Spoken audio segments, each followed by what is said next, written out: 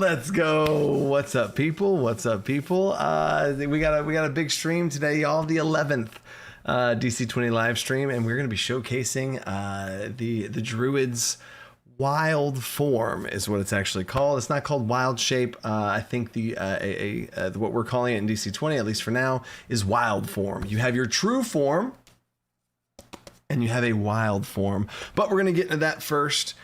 First, I want to welcome some people, give y'all a stream disclaimer, because right now I am currently sick. I slept all day today. I literally woke up.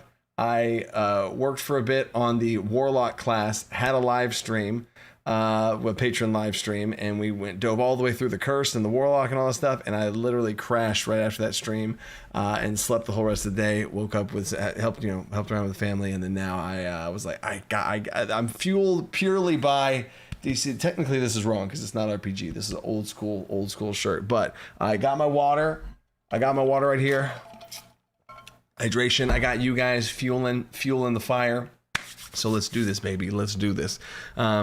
But yeah, it's just my stomach, y'all. I'm just like, that's why I don't have all the lights on either, because my head's you know what I'm saying? But I gotta show y'all this Druid thing, man. It's gotta show y'all this Druid. Let's go. So let me do the welcomes. Say how the stream is gonna work. We are gonna still do a Q&A after the Druid showcase, because I'm only gonna showcase the wild form and show you what's going on right there. And then Alexander Bird with a super chat. My on-time fee. The fees, y'all are getting me with these fees. Y'all are creating new fees, and by the end of this, no one's gonna be able to watch the stream, okay? But all these people paying their on-time fees, late fees, didn't show up fees, whatever fees, they're helping everybody else not have to pay fees. So props to Alexander Bird there. And I'll go ahead and talk about that. How this whole thing works is every time at the end of every live stream, I do a giveaway of DC20's alpha and all future updates to the alpha. And that's going to be at the end of every live stream, no matter what. But every quarter on the way through this goal, there's more giveaways. So if we hit 250, another giveaway of DC20. If we hit 500, another DC20 giveaway. And at 500, the halfway point, we do a giveaway one shot where you get a seat at the table and a little DC20 one shot with me dungeon mastering for you. And if we get all the way to the end, because we've had live streams where y'all just go crazy. So I'm like, I have to put something out there for them if things go crazy. And the crazy thing is a lore dump. If we hit the full goal, we have a lore dump live stream where I will go, the following week's live stream will be a full lore dump of the creation of the lore world of the campaign setting of DC20. So, haha, hydration check. Got you, Eduardo. Check. All right. Let's go. So yeah, your household's been sick. Yeah, sickness going around, man. It's freaking cold and stuff, and we're in Texas, so the weather's like back, forth. Right?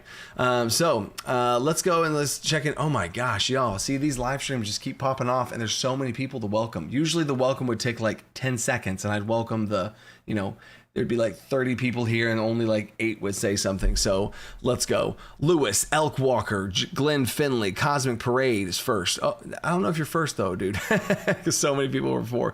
One Shot Questers came here early. Let's go. What's up, Duke? Aqua Astra. Duke has seen the Druid already as well. Duke has a Duke from One Shot Questers, the giant, massive D&D YouTuber channel, which is kind of also DC20, because he has his first skit. His first skit is going live tomorrow. I'll make a post about it, and he's doing a skit on DC20. So it's going to be crazy. So anyway, who else we got? Tristan Scott, Galaxy Fox, Aqua Astra. I think I said that. Larry's here. Jason, Mortal Bane, Power Hungry. Oh, sorry, Power Hungry. I'm here. I got you. Everybody's got their water. You can't see everybody else, but at least you know I have my water. Garrett, what's up, Garrett? Ding, ding, ding. Sam Bros, Mark. Oh, Sam Bros, yeah. Made it to a live stream. I've read this as I was pulling out the stream. You're listening to this live stream while window cleaning. Props to the multitasking. Can't wait. I hear you, Sam Bros. Let's go. Props, dude. Mark. Oh yeah, Mark had a question. I saw this before the live stream started, so I'm going to answer this one. What criteria do you use to develop the ancestry traits? My buddies and I've been doing DC20 Friday playtests every week, and the ancestry system is amazing. Thank you so much for that. A bunch of work went into the ancestry system.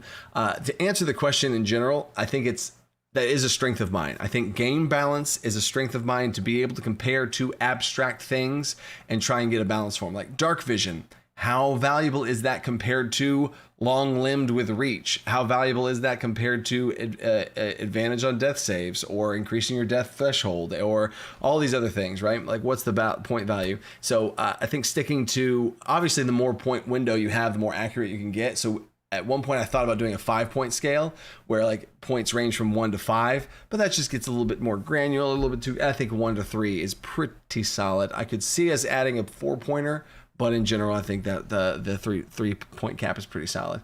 And I'm very familiar and experienced in doing it for D&D. I did an entire point by feat system for D&D. We did a build a lichen. If you've been a patron since the beginning, we did a build a lichen. It's on the website now, but it's a lycanthrope PDF where you can build your own lycanthrope, and you can build like a shark, a were-shark, a were-badger, a were-mole, a were-wolf, whatever, and you can build your own. And it's the same type concept. So I'm very comfortable and familiar with that to answer that question. But back to the welcomes. Fanboys here. What's up? What's up? What's up? Admiral, we got a mod. There we go. Thank you. I didn't even ping my mods. Thank you, Admiral. Salute to you.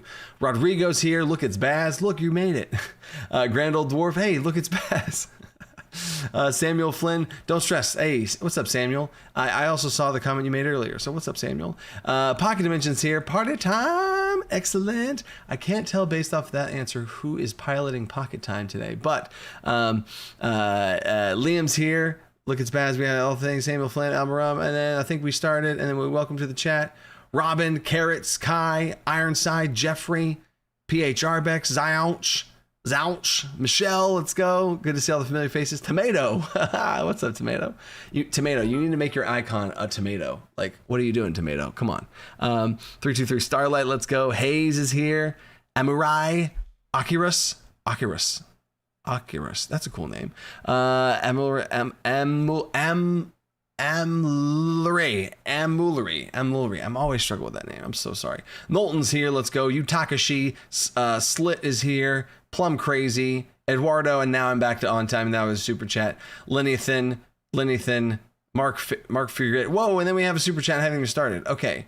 Brian Burns, let's go. Brian Burns, winner of the last live stream giveaway. Let's go. I got your contact information. We're just waiting to get another seat at the table, so let's go. And then Wildfire Druid. Yeah, Mr. Dude Man. Let's go. I love it. That'll definitely be an option. Even during the playtest, it'll be an option. Anyway, so Hodop with a $50 super chat. Squeaky voice. Oh, that's right. The metallic sheen of the young platinum dragon illuminates the ground below the beacon. Goblin war cries echo atop his back as he lands with meteoric force. Here's one question. Favorite player? Favorite player character? It's almost like an old goblin, like an old man goblin. Favorite player character, there we go. The metallic sheen of a young platinum dragon. That's almost like an annoying goblin. Anyway, favorite player character. Now, are you saying favorite player character like at my Curse of Strahd campaign, or favorite player character as in like the class? So I don't know. I don't know how to approach that question. I don't have a favorite player character. They're all equal and balanced, and I'm a happy dungeon master dad with all of my player character children. But favorite class, I don't know. I think that's the one thing that's been so cool, and me and Eddie were talking about this while we're in the trenches of the Druid here. I'm so excited to play a Druid. And I had another comment in a YouTube video. Somebody said, they're like, I think DC20 is creating a problem because as a dungeon master, I want to play it. I want to play it as a player, like so bad because the player characters are so cool. The classes are so cool. The ancestors are so cool. I want to play it, which is a problem.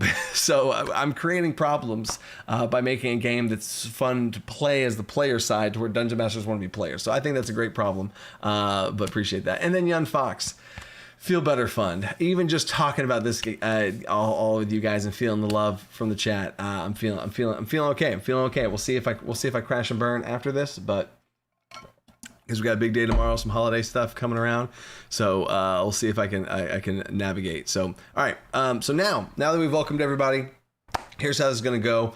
I am going to do the Warlock Showcase. I'm going to show it off, show what's going on. And if you guys have thoughts or any sort of like feedback or any sort of like, ooh, yeah, ooh, yes. Another great thing that's nice for feedback while explaining something, because I don't want to take forever to explain this Druid and then like read the chat and then go back and forth. Did I say some other class? I meant Druid. I don't know what I said. I'm talking about Druid. Sorry, Wolves. How are you doing, Wolves? So there was another super chat at the beginning. Alex, on time. Oh, that's right. I think it's Che. He super chatted so early that didn't pick it up. But I did see it right before I went live. I think he's from the Czech Republic. J, starts with a J or a P. He said he's loving DC20, loving the ancestry system in the video, but he still needs to find people to play with. Yeah, so I feel you on that one. That's always a struggle for people to be able to get groups together. And then leave my friend Drew. Oh yeah, okay. All right. So anyway, Druid. So how this is going to work? I'm going to showcase the Druid. An easy way to provide feedback on if you like or don't like something is just say a number 1 through 10. If you say a number 1 through 10, once I show a certain part, I'll do wild form is a pretty big ability, right? A wild form feature is much more intricate than Barbarian's reckless attack. You know what I'm saying? And I will openly say this right now. The Druid is probably the most advanced player character class of any of them right now. And I'm okay with that. I don't want to dumb down the Druid to the point where it's like, oh yeah, this is how it goes. There you go. That's all. Sorry. I got to keep it simple. Don't want to have, you can't make it too. I want to be able to have cool, right on the nose, fun ways to be a Druid, how wild form works, how you shapeshift and all that stuff. I really want to have that. I want to nail it. And with that comes a little bit of, you'll see. And then also the Druid's second level, the Druid has 2 big features at first level, and their other one is pretty awesome as well. We might talk about that. We'll see. But anyway, and then 1, 2, 5. What? And then scope before. What's 1, 2, 5? 1, 2. How much peanut butter? What? Okay. So we are going to start into it right now. Let's go. So first of all, I guess I got to pull up the Druid first. You know what I'm saying? And we are right here, and let's go. Oh, do I need to say anything else to set this thing up? No, let's go right into it. All right, cool. Lost track of all the chat. Yeah, y'all are, it's so, especially when there's 144 people, it's like it's popping off. 57 guys, you gotta stay 1 through 10, right? I guess you could say 11 if you want to really be, spicy. Anyway, so how this is gonna work also is after I showcase the wild form and we start talking about that, then I will ask questions and we'll get that going right there. In fact, actually, you know what? How about this? Let's do the questions right now. If you have questions, go ahead and ask the questions, because I do want to reward people who are here right now. At the beginning of the stream, like the stream, share the stream, all that kind of stuff. The people who are here at the beginning, it helps, get that out to more people. So props to you guys, appreciate that. So if you have a question, do #question, ask your question, and then my moderator will pick it up as I showcase the Druid wild form. So I'm going to hold off on questions until I'm done with showcasing the wild form. So without further ado, here we go. Wild form. Oh, so cool. So cool. All right.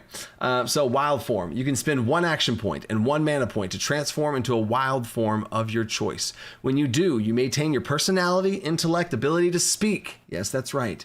Your ability to speak, you maintain it. But you gain secondary pool of wild form health points, beast traits, and other changes to your creature statistics. See the stat block below. We'll get to the stat block below in just a second.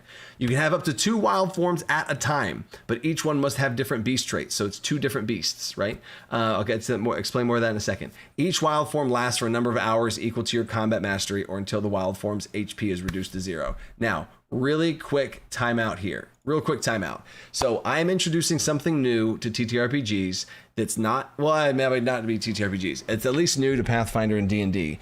Is there is going to be, and this is also going to show up on the character sheet in some way, shape, or form in as far as the spot. There is going to be a secondary health pool section, a secondary health bar that is going to be on the character sheet. This secondary health bar is going to be usable for pets, usable for mounts, and usable for Druid's wild shape forms, right? There's going to be multiple spots for it. So if you are riding a horse, you can write down your horse's health in this secondary health pool section on the character sheet, right? So That's going to be a really nice quality of life for the game. As far as I had this happen literally last session in Curse of Strahd, my paladin's riding a horse around. They don't know what their health of the horse is. They don't know. It's going to be a spot to be able to write that down on the character sheet. So with that being said, your wild form is not going to be your own health. That's how the shifter works. Little sneak peek there. The shifter is a class that truly, like literally, they shapeshift into a thing. They are that creature now, like straight up. Druids are magically transforming into this creature, and they can only stay in that creature for so long. For so long as far as time elapsing, you have a number of hours equal to your combat mastery, so it's 1 hour at first level. And at third level, it goes to 2 hours, and it keeps growing and growing, right? And there's also going to be other options to be able to expand that and other things like that. But anyway, so that is the duration. But then also you have hit points every time you shapeshift. So let's say my favorite example is if I shapeshift into a mouse and I shapeshift into a gorilla, right? I've shapeshifted into those two creatures because when you wild form, you have 2 wild forms at any one time. But stay with me on that. So how it works, which actually maybe I should get into. I'll get into the next section here before I start explaining things I already haven't said yet. But basically, to be clear on that, is if I shapeshift into a mouse, I now can be that mouse and shapeshift in and out of that mouse as much as I would like for 1 action point. Initially, I spend 1 action point, 1 mana point, I turn into a mouse or whatever, right? And now I am that creature. So, well, in fact, we'll say a cat. We'll say a cat because a mouse is technically tiny, and we'll get to that here in a second. So I transform into a cat, and I transform into a monkey, right? So when I transform into a cat, I gain a secondary health pool for the cat, and then I have a duration of time that I can shapeshift into that cat. This clock starts now. There's an hour. And then let's say the next second I shapeshift a wild form into a monkey. Now that clock has started, and that health point, I have 2 separate health pools. I can, with no cost of mana, I can shapeshift between my 3 forms. True form, like myself, the monkey, and the cat. I can, as an action point, I can shapeshift between them. Love that. Super dynamic, super cool. But if I wanted to change into a snake or something for some reason, right? A cobra or whatever, I don't know. I would have to choose which one of those 2 forms that I drop, right? And I would not be able to freely go back. So anytime you create a new form or swap out a new form, you spend 1 mana to do so, right? And then you're able to adopt that new one. So let's say I had cat and monkey, and I'm in a snake. I'm like, oh, I want to fight more. I want to drop them. I might want monkey to be able to climb up out of here in a second. So I'm gonna drop the cat and go snake. So now I could go freely for an action point between monkey, snake, and my true form. You get the idea, right? So that's kind of how that works, right? And then I'm also going to get into all of the super chats here in just a second. I promise I'm gonna scroll back. I'm gonna catch them all. I promise. I got you guys. But I don't want to lose the explanation. So here we go. Now transforming. You can spend 1 action point to turn yourself and back and forth between your true form and any of the wild forms, which is exactly what I just went into. When you transform into your wild form or your true form, any remaining wild form hit points disappears until you transform back. So if you had 3 wild form hit points and you took 2 damage and you shift back into your true form, that hit point, that health bar still has only 1 hit point left. It doesn't just magically heal itself. You could shift back into that form and someone could cast a heal on you, and then you shift back. Yeah, sure, right? But you'd have a maximum of 3 if that was the form's health that you were in, right? Cool. And then wild form, when you transform into your true form to one of your wild forms, you regain that wild form's hit points, right? So if you are your true form, however much health you currently have, and you shift into the wild form, that secondary health bar is now primary. And if you have 3 hit points in that wild form and you take 4 damage, you take 3 damage, which kills the form. The form is now gone. You would have to spend mana to get it back. And then yourself, your true form, would take 1 hit point of damage from the overflow. As usual, that should be that should make sense. And then so you get the idea. So now we get to the stat block. So here's the stat block. Here's some cool stuff here. So while in wild form, you gain the following benefits. Your traits and features. You no longer benefit from any ancestry traits or class features unless they specifically say so. Additionally, you cannot use stamina points or mana points unless it specifically says so in the wild form. So this just keeps it very simple. I think D&D has some issues where like, oh, some traits you can and some traits you can't. And then also starting off with the baseline wild form having this bigger restriction at level 1, it opens us up to at level 5, level 8, moon druids, other subclasses, other things be able to open up what types of customization or upgrades you can give to your wild form. Because yes, sneak peek into the future, there are future upgrades for the druid at higher levels or subclasses or whatever, where you can cast cantrips in your wild form, maybe even cast spells in your wild form, maybe even enhance your wild form with elemental magics to be able to catch your paws on fire. You know what I'm saying? So certain things you'll be able to do in wild. If you're a dragonborn druid, you might be able to gain access to your ancestry trait, breath weapon, right? While in your beast wild form. You get the idea, right? So at baseline though, no traits, no features, unless it says so specifically. Done, right? And then your creature size, you are small or medium. Just like player characters can choose a size small or medium, your wild form is restricted at first to small or medium. You would have to spend additional mana to be able to go large or to go tiny, right? You can go large, you can go tiny, but it does cost extra mana. So keep that in mind. So if you want to transform into a mouse, you can, but it is 1 mana point more. So that's going to be a level 3 druid. So yes, I have purposefully restricted the ability for you to transform into a tiny little, freaking squirrel or something.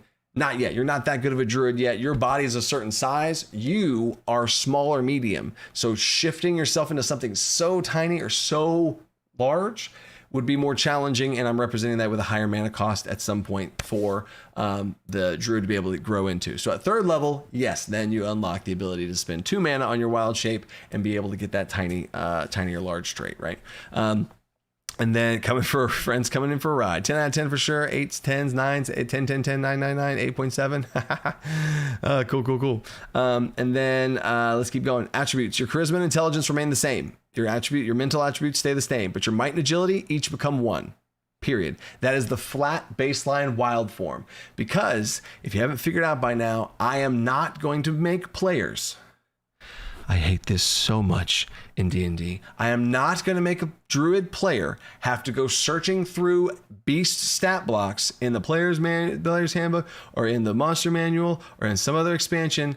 I'm not going to make players and or dungeon masters shift through monster stat blocks of beasts to be able to shapeshift into based on a CR rating or whatever. No, God, no. Please, God, no. So that's not how it's going to work, right? You have a might and agility of 1. If you want to shapeshift into a gorilla that has more might, you would spend points on that. We'll talk about the points here in a second. Defense. Your defense is 8 plus your prime plus your combat mastery. So it's a very simple defense. It's a baseline defense that does scale with your level, all that good stuff.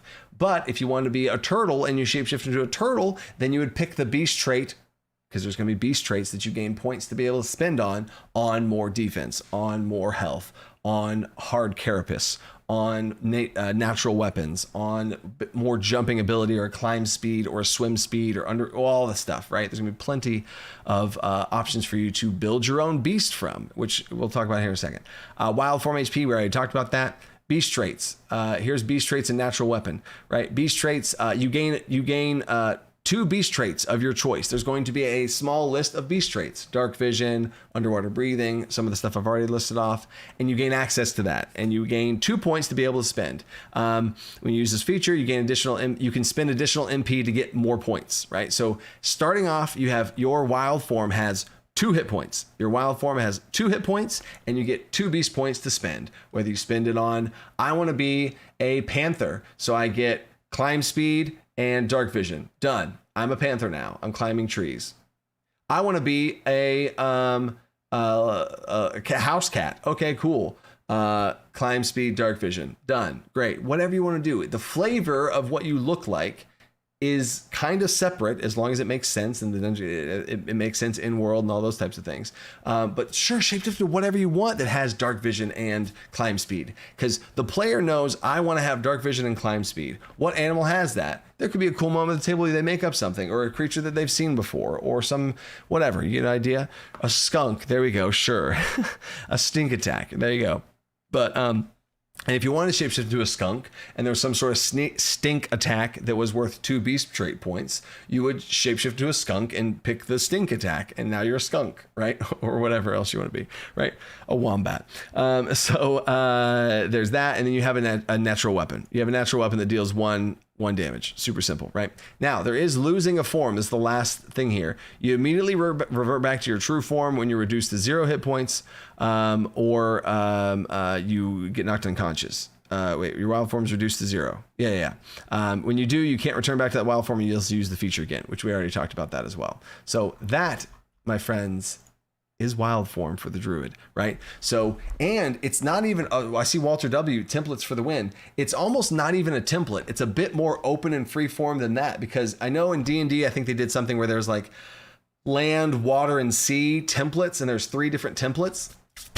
No, there is one default template. If you just spend 1 mana and shapeshift into a dog, I don't know, the most basic thing you can think of, you will have 2 hit points and you will get 2 beast traits. There is a list of traits that you can pick from and go shopping through, and you have your beast traits. And if you're a pro druid, and I'd make a video on this, I hope other YouTubers make videos on this, how to be a pro druid in DC20, you would take that buffet list of all the beast traits that you could choose from, and you'd be like, all right, what type of beast do I want to create? And you would have, just like a spell list, just like a list, a little side list off the side, you'd make your own creatures. If you want to be a bear, what does your bear look like? You could have bear parentheses offensive, and your bear is like, has these brutal swings, and you deal extra damage, and you spend beast traits on upgrades to your natural weapon to deal more damage. You spend beast traits on more health to be able to have more health as a bear.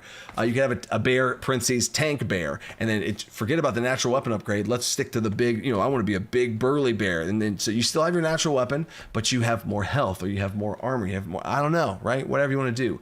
You can have a list of traits and build your own wild forms. I cannot wait to see how that goes. What about a cocaine bear? Oh dear.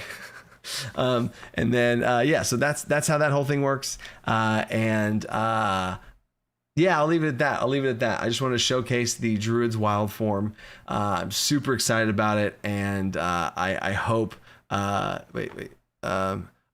So Captain says that there was one point where the Druid wasn't going to have wild shape, wasn't going to have wild form, and I went down that rabbit hole.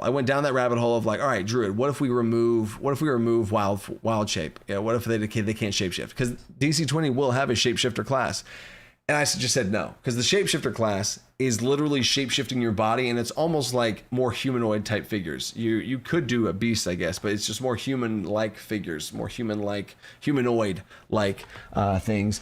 And the Druid's too close to nature, and I think Druids in general, they have a connection to nature, but it's so weak in other game systems, and I don't really feel the connection to nature. I don't feel the connection to animals. And if I took away wild form, I think I would remove the biggest thing of a connection to animals, right? So, and the Druid's other feature, the Druid's second feature, is Druid Grove, which they're able to create and spend mana to create patches on the ground that they can sculpt and choose an amount of squares that they build out on the ground to create a grove for themselves. And within that grove, they can make attacks, they can poison creatures, they can heal creatures, someone who's in their grove. So they can create patches of nature along the ground and shapeshift into creatures. Those are the 2 traits they have, and some other things going on, but there you go. There's a little sneak peek there, right? Healing Tree subclass. Oh, is that like a World of Warcraft reference there? I see you. And then let's see, sir. Okay, now let me go back and catch all these super chats that I missed out on when I was doing the presentation. Loving the Destroyer Brad says, loving the 0.5 alpha talents. Speaking of, got a ranger talent idea. When you use your hunter strike, you can extend the duration for 1 minute. Oh, interesting. Extending duration. So I have a little note sheet right here. So extending durations on hunter's strike, ranger talent. Right. As a side note, this is not going to happen, right? Because Ranger's too iconic. But if it was up to me, I would rename the Ranger Hunter. Just for the record, I'd rename it Hunter. I think it's a better name, but I want to pay respect to Ranger. But that's neither here nor there, and that's kind of a hot take. So anyway, Horse in the Sands, thank you for the super chat. Centaurs for disease control and prevention. Centaurs for the Center for Disease Control. Oh, wow. Centaurs. Wow. Horse in the Sands. Horse in the name. Centaur, half horse. I see what you did there. Nice. Puppet Master. Late fee. At least my 11-hour shift is over. Sit down, relax, Puppet Master. Thank you for the late fee. You guys and these fees, man. Ninja Turtle Druid. Oh, that is definitely possible. I see it. Sir Cardis, Chimera subclass inbound. Chimera subclass for the Druid. That's interesting. That is interesting. I see you. And then 323 Starlight. Could a Druid also wild form into a plant? All right. You've unlocked a poll. 323 Starlight. I'm going to create a poll. Should druids what should druids be able to wild form into? Beasts only, beasts, or plants? All right. So before I shoot out this poll, Eddie Purius, my right hand man with all this, his druid proposal that he wrote up, that wild shape shifted into plants. He could shapeshift into plants, and you could shapeshift into like a tree person or like a tree creature, and like this wouldn't change the list of options for your beast traits, although I guess they'd be called wild traits or something.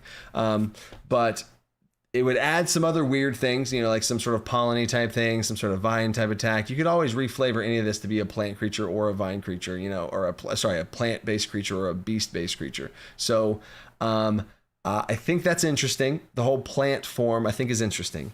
Myself personally, I see this as a subclass. I see the core foundation of wild form being beasts only, right? Because druids have their beast form or their wild form, and then they have their druids grow. Nature, animals, done. Plants, animals, done. But if this is also plants, then that's doubling down on plants even more. I see it as a subclass. I see it as a nature, a plant-based druid subclass that just heavily, like, they could summon a plant thing. They could turn into a plant thing. Their nature's grove has more plants. They can have, I think that is more of a subclass thing, right? So this question I'm asking is, should druids base wild form? What should druids base wild form be able to shift into, right? So this is the base wild form.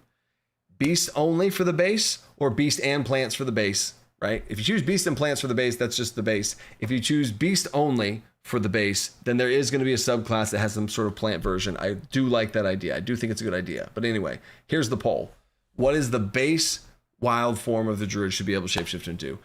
Me and Eddie had it. We're cross paths on this. I did think it was a cool idea, but my vision for the druid was more beast, right? So yeah, subclass. Oh wow, a lot of people are saying subclass. Wow, so a wall of subclasses and 81% beast only. Okay. I feel good about that. Yep, subclass, transform would be awesome. Yeah, a dragon form subclass. I had that. So Zachary, I can almost promise you there will be a dragon subclass for the druid, because the Nature's Grove was based off of a patrons will know this. There was a dragon there was a 5th edition dragon supplement, and if you go to the druid in that supplement, they had layer actions were the inspiration, where the druids could create a layer, and within the layer they could do extra stuff, and that was like the dragon themed druid. Well, that's the baseline druid here, is we have a Nature's Grove and we have wild forms. And what do you think the subclass dragon druid is going to be able to do? Their grove is going to turn into their lair, and their wild forms are going to be a bit more draconic. So that's super sick. I love that for sure. So anyway, and then yep. So subclass. Okay, cool. Yeah. Okay, cool. In the poll. Gotcha. Nice. But yeah, there's your answer to that. 323 Starlight. It's gonna be beast at the baseline, but yeah. Even gang. Oh no, the evens and odds are at war again. Also, is a spell check different than an attack check? Purpose of stack disadvantage. What if it casts Firebolt and the spell check? Is that a spell check? Okay, yeah. So there are two. As far as to answer your question, as simple as I can. There's attack checks and there's spell checks. Done. Right. Now, for spell checks, there's a spell attack, right? But it's not a spell attack check, you know what I'm saying? And there's going to be some codification of language, whether it be in 0.6 or 0.7, to clear that up, because I do agree that is kind of confusing. But spell checks, casting a spell, that's a spell check. If it targets defense, it's a spell attack, yes, but it's still a spell check. And then there's attack checks, which use weapons or unarmed strikes, completely separate down the middle. So, but yes, a cantrip spell check or a cantrip spell attack would gain stacking disadvantage if you then casted a spell after that and all that kind of stuff, right? So yeah, gotcha, Alexander. Boom. And then Kai Solus, hydration check. Oh, thank you. I get so excited I start talking so fast. Thank you, Kai. Druid's very cool. I'm excited to play with it. Hopefully Sunday soon. Hey, the Druids are furthest along, so that is a good point there for the Druid. It'll be coming soon. And then Bug. Did I just see Bug? Bug, late fee. What I miss? The entire breakdown of the Druid, but that's okay because all Bug plays are rogues, so Bug's gonna be fine. And then and oh no, the super chats are uneven. I'm sorry, Bug. You came in at a bad time. Leniathan. I know it would be powerful, but how many ancestry points would you value a damage immunity? Like what if I wanted to homebrew an ancestry for Gorgons from Zelda and give them fire immunity? 4, 5, 6. Woo! I'm just gonna say 5. If I even did it, because fire immunity, I am terrified as a dungeon master of giving out immunity. Ooh, baby, immunity. Oh, right. So I don't necessarily think my dungeon master hot take is you should never, especially at level 1, give player characters immunity. Right now, level 10 plus, 8 plus, 7 plus, maybe they're early. Sure, give them out immunity then. And it's immunity. They have a magic item that gives them some sort of immunity, or their ancestry traits. Lenith, and here we go. Hold up, time out. I think I got you right here. I just had an epiphany. The ancestry system is so smooth at DC20. I'm not trying to toot my own horn here, but this is why. Like, I just had a epiphany moment here, right? So, if you want it, because first of all, one thing you have to keep in mind is resistance is 2 points. Fire resistance is 2 points. So at minimum, it would be 4 because you're having, but now you're talking about immune, right? And I don't think, like, if you had fire, tell me if this makes sense. If I had fire resist and cold resist, they would each be worth 2 points. That's a total of 4 points. Having one source of damage, having another source of damage. What I think is more powerful is being immune to one source of damage. It's more powerful to be immune to one source of damage than it would be to have resistance to 2. So that's where my 5 points comes in as far as balance perspective, right?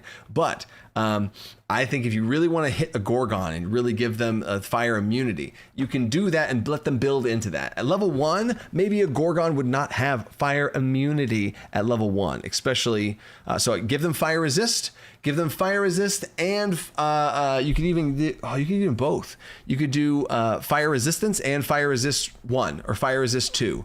You could do that. Give them fire resist 2, and for that'd be 2 points. So 2 ancestry points to get fire resist 2, meaning every source of fire damage they reduce by 2, right? And then you'd also have fire resist to half all the fire damage. You could do that. I could see that being 4 points if you wanted to do that. And then at level 4, maybe you then upgrade that to immunity if you want to be super nice. Or at level 7. At level 7, you get more ancestry points. So maybe that's where you hit it in there. So. Or if you want to scale it up, maybe you could do fire resist. You could do fire resist at first level, then fire resistance at first level, then fire resist 2 at 4th level, which would both stack and they would combine together. So you reduce the damage and you'd half it. So that's giving you the progression. And then at level 7, you give them immunity. There's my 2 cents. And then appreciate you, bro. Horse in the Sands, Elemental Beast Druid subclass. Oh, yes. Oh, yeah, for sure. Elemental Beast Druid. Yes, that'd be super sick. An Elemental Druid, even like a Druid of the elements, a Druid like the wildfire type situation. Like, yeah, super sick. Sean Van, I love saying your name. Sean Van Beverholt. Have you considered making a fixed class / subclass similar to the Echo Knight? I feel like a melee fighter going into battle with clones sounds awesome. Yeah. I could definitely see that being a fighter subclass. I think I did some polls yesterday and the day before, and I'm turning the polls out for subclasses all the time, because if there's a huge amount of request and want for an Echo Knight per se, then I would love to do the DC20 version of that. Now, it's not going to be, I can almost guarantee you it's not going to be just a port over of like, all right, cool. Now we have an Echo Knight. Yeah, it's not going to be that. It's going to be, the DC20 version where we can truly like spread our wings and like let it really fly into whatever it's going to be, right? So yeah, I think Echo Knight's sick. I do personally love the Echo Knight too as well. And then Trendy Marsh Stomp with their first super chat. Appreciate you. If a spellcaster multiclasses into a martial class and gets stamina from multiclass martial mastery, how do they regain that stamina in combat? Okay, so spellcaster multiclasses into a martial class and gets stamina from the multiclass martial mastery. Love your phrasing is right on point, Trendy. Yes. How do they regain that stamina? Okay, so first of all, there's two ways to regain the stamina. If you are a spellcaster and you multiclass into a martial, there you could take their stamina feature, right? So let me really break it down here. I'll just pull up Barbarian, right? And I guess I got to go back to here. All right, so for the Barbarian, if you are a sorcerer, I'm going to use Sorcerer Barbarian multiclass because that's what I would do. So I'm a sorcerer and I want to multiclass in a Barbarian. If I pick Barbarian stamina, then I get the multi-class martial mastery, which gives me access to martial maneuvers, gives me a bunch of stuff, right? I gain a little multi-classing booster pack kit because I am crossing over from one to the other, right? I gain stamina, I gain a technique, I gain a little booster pack, a nice friendly thing there, right? To help me be able to do this, right? So I get that no matter what feature I pick. If I pick a martial's stamina feature, right? Then I can regain stamina in this way. Yes, but if I were to pick Rage, for example, and I'm like, no, I want Rage. So I want to be a sorcerer. This is so cool in my opinion. A sorcerer with Overload and Rage. Get out of here. I think that's just so cool. Anyway, you could have a sorcerer with Overload and Rage, and right, I don't know what you're doing. I don't know. It's a kind of almost like, anyway, I like the visual of that, a raging overloaded sorcerer. So let's say I picked Rage. The only way I would be able to regain stamina is one of two ways. One is to spend 2 action points to regain 1 stamina.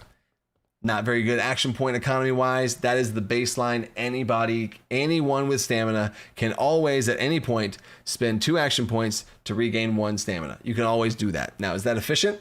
No, it's not. But that's part of the right now. That's part of the drawbacks of that, right? So I can't let people be able to just automatically gain because that'd be way too strong. Trust me, I went down that rabbit hole.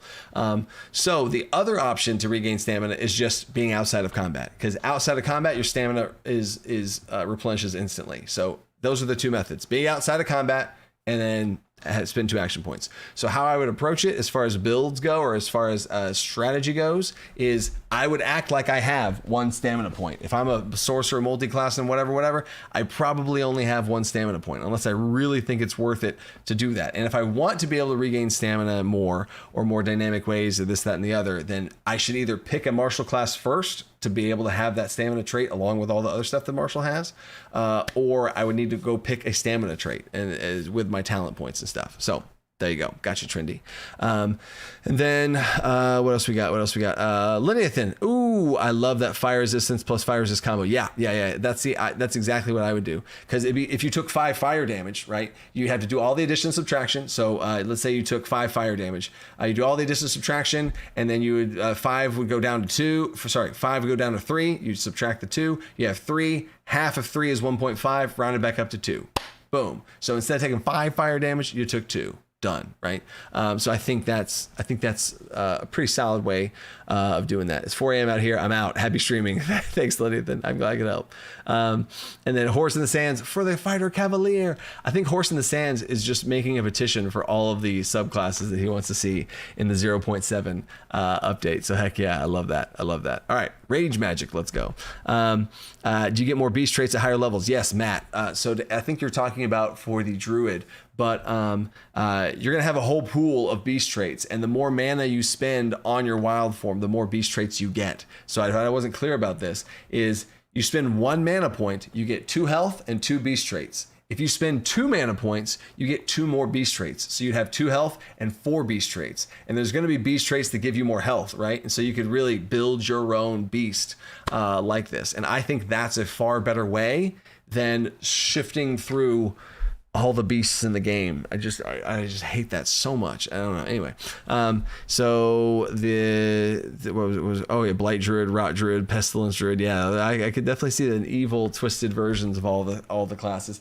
Another thing, just to give y'all some insight into where I see how DC20 is going to be released over time, is there's going to be a Kickstarter, like middle of next year. There's going to be a Kickstarter. That Kickstarter is going to go off. As soon as that goes off, that's going to be for the core rulebook of DC20, right? You'd all be able to play, you'd be able to start your campaigns, you'd be set, right? And then the next Kickstarter would be the Monster Manual and the Game Master's Guide, right? The Game Master's Guide for DC20 is actually going to be useful. It's going to have a bunch of different rule variants, a bunch of different stuff like that, and be able to play the game out in different ways, different things, kind of like something like mass combat. I'm not saying mass combat's going to be in there, but like mass combat, like chase scenes, like different things that you have, like super situational things, but like tips on how to run those and stuff like that. That's what that's going to be in. And then the Monster Manual is going to be a ton of monsters, but it's also going to be how to make your own monsters. It's going to be a whole section in the Monster Manual for how to make your own monsters, along with hundreds of monsters, right? So done. And then that's like the core of the game. Those 3 books are the core foundation of the game. And then moving forward from that, I see like thematic releases, right? I see there being a dragon release, and in that dragon release, I would do kind of like what I did for 5th edition. There'd be a whole bunch of dragon monsters in one book, a dragon subclass for every single class in the game. Oh my God, that's sick. And you see draconic magic items, draconic layers, different lore about dragons and stuff like that. All of that, and we can see. And then there also could be a undead or a cursed version we release, and that's where the cursed class comes in. So we release the cursed class, and every subclass gets one haunted subclass version. You get the Rot Druid, you get these other things you get the possessed barbarian. The possessed barbarian, where their rage isn't actually them being mad, their rage is them getting possessed by some sort of spirit, and that is their rage, right? So that's the type of stuff we can do, is like thematic releases where we release a class and a whole bunch of stuff in that vein. So like shaman, shapeshifter, all these different things, they can all have their own releases that they get released alongside a bunch of other content in that vein, right? So anyway, there's that. Circle of the Dragon Druid, that's pretty sick. All right, so I am going to go, let me pull this down over here. I'm going to go to the questions, and I'm only going to be able to answer a couple of these because we only have 12 minutes left, and I'm going to stick to the just 1 hour because I'm already kind of feeling it up here and feeling it. Whew, you know what I'm saying? The adrenaline from you guys, I feel it. That's the only thing keeping me going. And then Kobold Ancestry. Mark, there's the Kobolds. We're going to be in the Kobolds, Goblins, Beastborn, all those types of things are going to be in a future update for sure. Either 0.7 or 8 for the Kobolds probably. But Ironside, let's go, is a YouTube team member.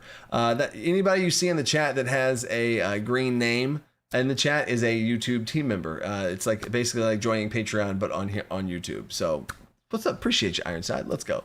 And then Admiral Rum says, more super chats. Who wants to seat at the table? We need John Wick. Admiral Rum also is one of the people who did win one of those seats at the table as well. So heck yeah. And then Pointy Hat Vids. Oh, I love Pointy Hat. I'm trying to talk to Pointy Hat. I've been trying to reach out to Pointy Hat for 3-4 months now. So if any of y'all want to go to Pointy Hat's videos, as soon as he releases a new video, be like, hey, the Dungeon Coach DC20 wants to reach out to you. Come on. So I've been trying. Anyway. And then what else was? Oh yeah, the questions, live stream questions. All right. So today, sweet today. There we go. And props to my moderators real quick little shout out. Wolves of the Night, KD&D, Admiral Rum. Appreciate you guys with these questions. I would not be able to do this without you guys, or the questions would just be lost in the freaking ether, right? And then John Wick equals Santa. PH Arbex has a question. How different are humans from other RPGs? Humans are going to be epic in DC20. They have a unique, which I can't talk about right now. They have a unique connection to the lore of the world and its creation. And the thing I love about humans in any sort of fantasy or heroes in like Marvel or humans in general, I think with the coolest magical trait of humans is their resilience to get up and keep pushing. They get knocked down, but they get back up. They're bloody, they're spitting out blood out of their mouth, and they should be dead, but they're still alive and they're pushing forward. And that's like the human spirit, right? Tenacity, baby. I just got chills every time I think about it, right? That's humans, right? So I'm hitting that home with humans mechanically. They have a bigger death door threshold. The lore is going to take care of that. It's going to be a whole thing, right? Anyway, Rakdos with a super chat for the giveaway. Can't wait for 0.6. Hashtag late fee. Oh, wow. What a great super chat. You structured that super chat so cleanly, dude. Trothgard. I love that. I love that name. Trothgard sounds like an ogre chieftain that I want to put in a campaign. The fee that happens to be 3. The fee that happens to be 3. That's really fun to say. I love that super chat, Trothgard. Thank you for that. And the name, bro. Love it. Horse in the Sands. How would you build Naruto Ukuzami from Naruto? Naruto is on my top list of things to watch, along with One Piece, along with so many other things that people have told me to go watch. And I sadly, again, that one I do not know anything about Naruto's powers. I think maybe a monk with some sort of sorcery with wind stuff. I don't know, but I don't know enough about Naruto. I'm sorry. I'm sorry, Horse in the Sands. Dang it. Crocodile. Oh, wait. Rackaday. Oh man, you told me last time. Shoot. Love the ancestries. How would you balance a choice of tail attack, tail grapple, or tail block? Also, Merry Christmas to you and your family. Appreciate you, dude. Merry Christmas, man. So yeah, the tail attack. There's beast traits that are going to come. I will say this. Most likely, there are going to be the Beastborn ancestry is going to be added to the next 0.6 alpha update. The Beastborn ancestry is going to be added because of its connection to the Druid and all of that. So that will all be there for you. I don't know about tail block. I don't necessarily have that in there. But tail attack and tail grapple, yes. It's just going to be you gain a natural weapon. You can describe the natural weapon as whatever you want. You could say it's teeth. You could say it's claws. You could say it's a tail. You could say it's a tentacle. You could say it's horns, whatever. You're going to have a natural weapon and you're going to be able to upgrade it with more. And when you spend ancestry points, you're going to be able to upgrade that weapon to be able to do more stuff. So I got you there.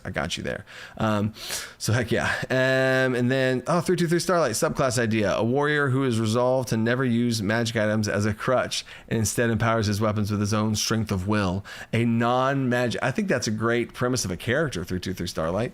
You know what I'm saying? Like, I mean, a subclass, it'd be a very specific subclass, but I like that almost like a list of like cool, like that sounds like a fun character to play, you know, like I don't use magic items, you know, like and maybe that's like part of their character arc is they don't use magic items, but then like maybe there's what like, oh man, that'd be so cool. I would love to have a player in my game do that and like, no, I'm not.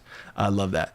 Will there be a stream next week? Wolves has a question. Will there be a stream next week? I don't know. I really should take a week off. It's the holidays and stuff. I don't know. I probably not. I don't think there'll be a live stream next week. So probably not is the day after Christmas. So we'll see. Bone Caller, Merry Christmas, Coach. Keep up the good work. Appreciate that, Bone Caller. Appreciate that. Goliath from Disney's Gargoyles. Oh my God, Horse in the Sands. That's so cool. Goliath from Gargoyles. I'm thinking barbarian monk. A barbarian and a monk, because he's using unarmored. No. Yeah, I wouldn't need to do a monk because I would just do an ancestry that he has glide. I'd have an ancestry that has glide, not fly, but glide, which is only 2 points. And then I'd get a natural weapon and upgrade the natural weapon. And then I'd probably add some sort of defense, like some sort of hardened hide, because he's freaking made of stone and stuff. And then I would do barbarian and barbarian. And what if I did barbarian? Oh, see, the cursed isn't fleshed out enough. I could do barbarian and cursed, and the cursed class could iterate on the whole thing about transforming into stone, like turning to stone at night. You know, that'd be a really interesting way. So maybe it's cursed barbarian is Goliath from Gargoyles. I love that show, so I definitely do know that one. So appreciate you there, Mark Mergner. Sitting in the hospital watching my new son. Oh my gosh, gotta build him a kobold. Oh, Oh, Mark Merger. Oh, Mark Merger. Here, hold up. Hold up. You're sitting in the hospital with your new son. Oh my gosh, guys, we're gonna have a moment right here. We're gonna have a moment right here. Hold up. Time out. Time out. Let me bring this down in here. Let me get this going. We're gonna do this for you, bro. Hold up. Time out. Let's zoom in here. Let's go to the kobold. We're going to straight to the master document. Here's the kobold, bro. There's your kobold. This is not official asterisk. That none of the things none of these have been fully balanced. There's a whole section of things I gotta tweak and switch around there for you, bro. But Mark, congrats, Mark. I got a 3-year-old son and a 1-year-old son, so that hits me right there. But there you go. There's your kobold. Pack tactics, draconic resistance. They don't have resistance, right, to their draconic origin. They just get resist 1, just a little baby resist, right? Because they're just little kobolds. They don't have full fire resist. They only get fire resist 1, right? You get the idea. And then draconic spit. They don't get a draconic breath weapon, but they can get a little spit of fire, you know what I'm saying? Or cold, based on whatever your draconic origin is. And they do have dark vision, just like their dragonborn counterparts. And then pack tactics, of course, they're small size, of course, and you have to choose your draconic origin. So there you go, bro. Appreciate you, man. Congrats too. That's awesome. What a wholesome little moment there to end on. That's awesome. Wow. All right. So I hope you got your screenshot. Let's go. That means a lot. I got you, bro. Hopefully you got that screenshot. There you go. All right. And then let me finish up with these super chats, and then I'm going to finish up with these super chats, and then we'll do the giveaway for the DC20 alpha set. And if you already have DC20, you still get upgraded to a copy of Al Kenner's Almanac, shopping spree on the website, or early access to 0.6 as it comes out. So let's go. So catching up with the super chats. In regards to anime, Naruto is basically Shadow Monk. Oh, meets Arcane Trister Rogue. Oh, super cool. Also, One Piece is getting an anime remake, so probably a good entry point. Currently has 1,088 episodes. Wow, that's insane. I've heard it was a lot, but I didn't know it was in the 4 digits. That's nuts. Joe M with the super chat. Appreciate you, Joe. Take the week off, boyo. You and your family deserve it. I just had to quit my job recently because of the toll it took on my health. Oh man, and how my boss took my time for granted. Take time to enjoy your family. Joe. Oh man. Oh, what a heartwarming little ending note here for everybody, man. Wow, we got kids being born, we got families being spent time with. I'm sorry to hear about your job, man, because I mean, I don't know what kind of toll it took on your health, but I know I've gone a bit too hard with the YouTubes, and it's definitely affected my health. So I feel you on that, and that's inspiring, man. You're like motivating me to like, no, you know what? I'm gonna turn around. I'm not gonna let my health go. Let's go. It's so easy to just get wrapped up in like make the game, make the videos, make videos. This is so cool. And it's just I want to make stuff for you guys and do all this stuff, and then I just don't. Lose track of priorities, man. So I love that, Joe. Appreciate you, dude, for real. And then Coral, take it easy next week and spend time with the family. Okay, guys. Okay. There's, okay, it's official. There will be no live stream next week. There will be no live stream next week. Okay, I'll cut it off. I'm sick for this one, so I'm definitely glad that I did this one. So there's not going to be a live stream next week. I hear you guys. I got you guys. I appreciate it. So spend time with your families too. You know what I'm saying? Love that. Appreciate you, Coral. Wow. That was the straw right there. Alfred Miller, sorry brother, late to the chat. Have to catch up on the rewind. I love that phrasing. Have to catch up in the rewind. I think that's like the most badass way you possibly could have said that. I'll have to catch up in the rewind. I like really want to remember that. That just sounded so cool to me. I don't know why. Anyway, appreciate you, dude, for real. Awesome. All right, so now, and with that, actually, we hit the 250, which is 2 giveaways for the freaking copies of DC20. So let's go.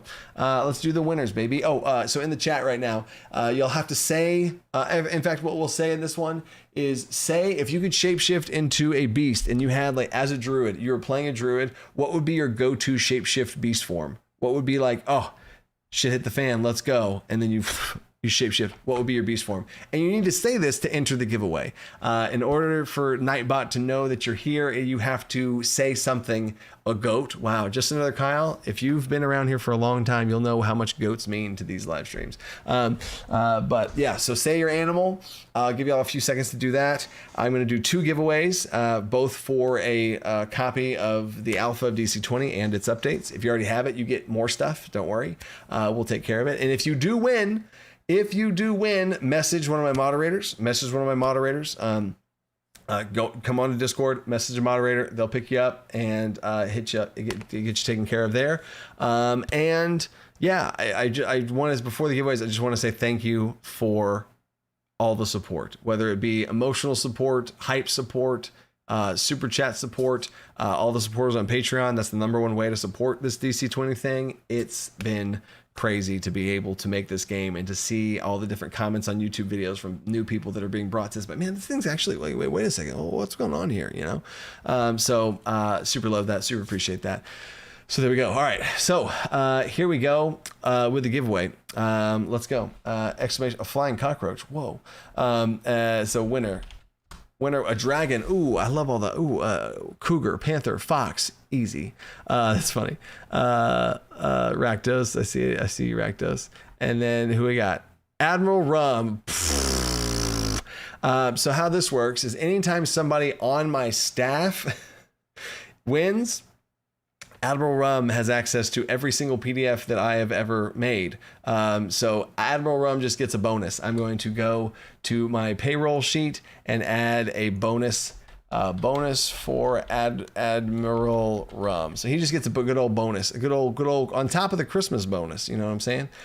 So there you go, Admiral. You get a little Christmas bonus. Merry Christmas from the giveaways. I already have everything, but now you get an extra little bonus there, right? Let's go. So then now let's try that again. Winner, chicken dinner. It's just so easy to say that. Does he own the company? Oh my God. Admiral Rum with all the giveaways. If you win enough giveaways, you eventually own the company. Samuel Flynn. Let's go, Samuel Flynn. Owlbear. I see you, Jason. Shapeshifting to Owlbear. Copyrighted. Careful. Yeah. Congrats. Y'all see, y'all are so goddamn nice too, and y'all just congratulate each other when you win. So another one coming out here. Here we go. Exclamation point winner. So Samuel's got it. Samuel, message Admiral Rum or any of the other moderators on Discord. Got it. And then winner is Matt Aarons. Happy to hop out early. Go Druid. Had to hop out early. Go Druids. Alexander Baird. Go Druids. I love it. Appreciate it. It's like a freaking DC20 cheerleader right there. Go Druids. Yeah. Let's go. That's awesome. So Matt Aarons also messaged Admiral Rum. And because you guys are awesome, I'm going to do a Merry Christmas giveaway as well. Winner, again, I'm going to do a third one just because I feel like it. You guys are awesome. As I take a sip of water for the third one, Gordon Schrogan. Congrats, Gordon Schrogan. You get the Christmas copy of DC20. Maybe I'll have Bug Photoshop like a Santa hat on that purple dragon. So let's go. So yeah, you guys, all winners, message the moderators. You guys have a Merry freaking Christmas, Happy Holidays, all that stuff. I know Thanksgiving, I said I was thankful for you guys. It's Christmas. I'm still thankful for you guys. These holidays, this time, the what we're doing here, it's something special for real. So thank you guys. Happy holidays. And I will see you guys. Actually, I will see you guys next year. Is that how that looks? I'll see you guys next year. I'm not going to see you guys for the rest of the year. You know those jokes that come out? That was me. I love saying those jokes. So I'll see you guys next year, right? Happy holidays. January 2nd, right? That's what it's looking like. Let's go. Oh, I want you Drits. Yeah. See you next year. Oh, see y'all appreciate the puns. Oh yeah. Love you guys. Stay creative. Think outside the box. Peace. Happy holidays.